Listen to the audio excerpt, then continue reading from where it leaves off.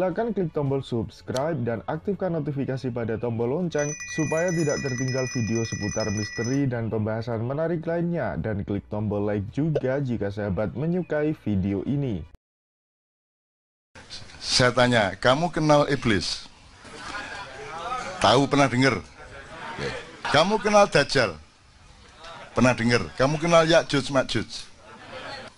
Jadi gini, jadi teman sekalian, kalau Dajjal itu kan dikenal setelah ada informasi atau cerita-cerita dari para nabi, terutama Rasulullah. Menimni ono Dajjal ngini, ono Ya'juj Ma'juj ngini, di Quran juga ada Ya'juj Ma'juj dan seterusnya. Tapi pokoknya kalau dilihat dari eskalasi waktu berdasarkan kelahirannya dalam tanda petik, kan iblis, baru Dajjal, baru Ya'juj Ma'juj. Sekarang saya tadabur aja. Dajjal sudah berlaku sejak 700 tahun yang lalu, kemudian memuncak pada abad 17, dan sekarang sudah berlaku seluruh dunia. Dajjal itu satu cara pandang di mana Anda ditipu, di mana Anda akan menganggap yang surga itu sebenarnya neraka. Anda diiming-imingi sesuatu dan Anda tertarik padahal itu neraka. Dan itu sudah terjadi pada kebudayaan, pada filsafat, pada apa saja, betul enggak?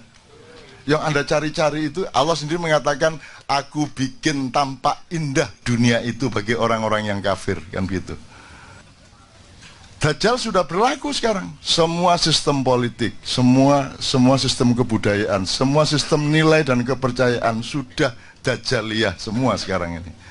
Jadi semua polisi-polisi itu sebenarnya berdasarkan cara berpikir Dajjal tadi, yang membuat manusia terbalik penglihatannya terhadap surga dan neraka.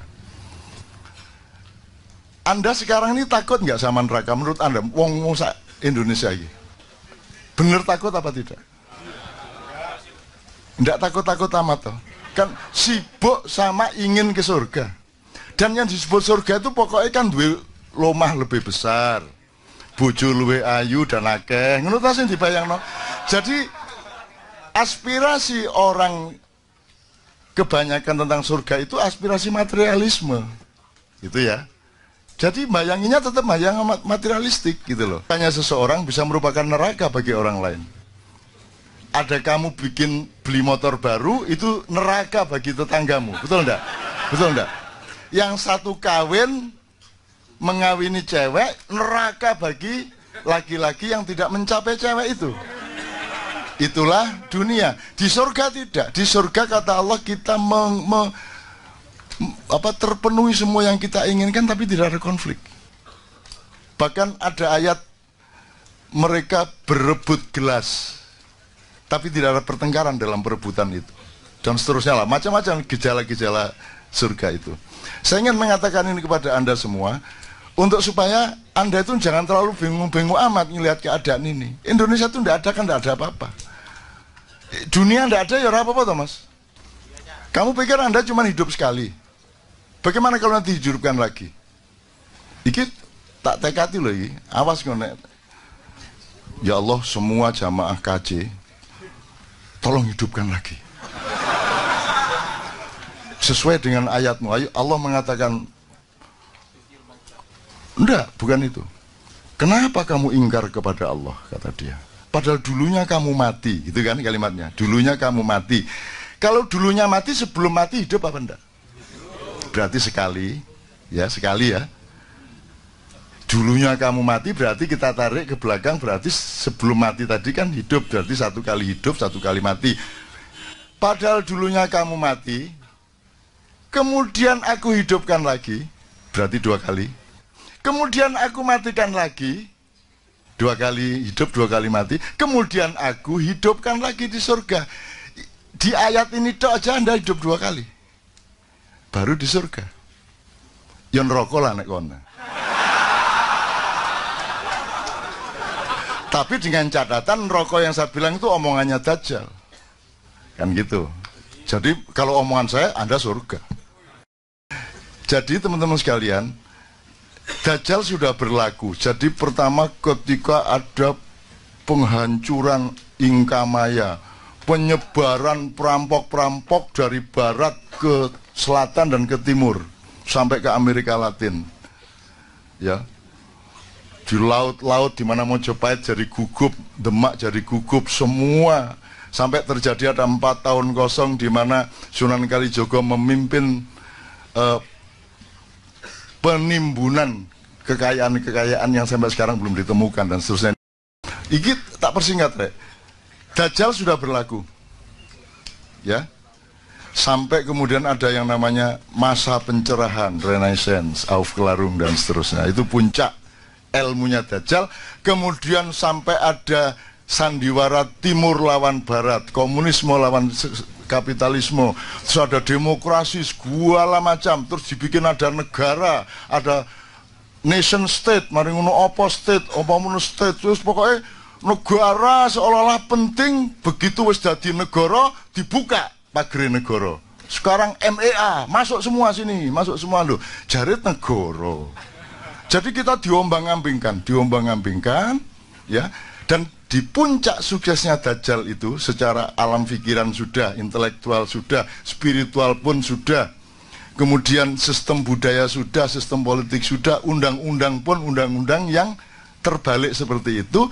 Nah, sekarang adalah era Ya'juj Ma'juj. Kalau Dajjal itu gabungan antara yang barat agak tengah dengan barat sekali, kalau Ya'juj Ma'juj itu dari utara. Nah, sekarang yang paling jadi sasaran Ya'juj Ma'juj adalah Indonesia.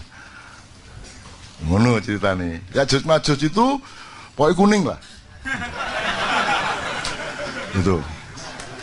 Itu infanteri yang luar biasa. Tapi dia ke sini. Tadi ingat tak pertanyaan saya? Di mana Israel disuruh cari tanah liat? Kalau di kisahnya kan Jibril disuruh cari tanah liat. Sampai sini, di sini sudah ada iblis jauh sebelumnya. Di tanah ini. Ini sudah dikuasai iblis. Ini dari berbagai macam wacana. Jadi sebelum Adam datang, di sini sudah dikuasai iblis.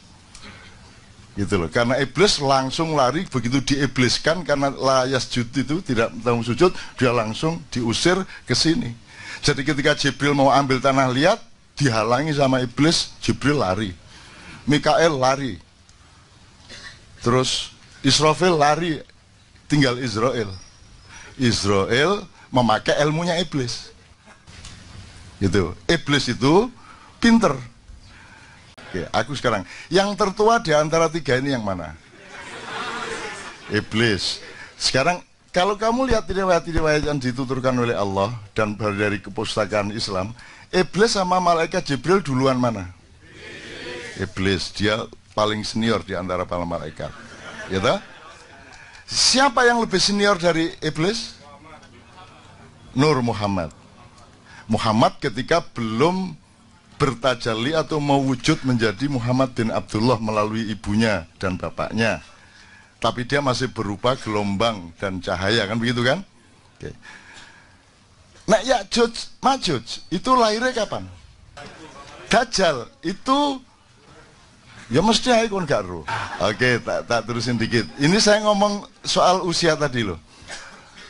Jadi selama 700 tahun itu 700, jadi gini, nah iblis sudah tahu ya, sebelum ada Adam jauh gitu ya, kan Anda tahu Adam dibikin tapelnya itu fisiknya itu dari tanah liat.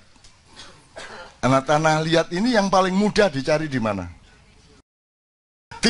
Tidak penting benar salahnya, kan kita sama-sama tidak bisa melacak. Tapi yang penting endingnya nanti harus membuat kita menjadi lebih gembira kepada Allah dan menjadi lebih sayang kepada manusia, gitu aja. Nah, soal tafsir kon iso nafsiri. Semua tafsir ketika alif lam mim ya podo, hanya Allah yang ngono tok. Lewat jan ya ro nek ngono rek.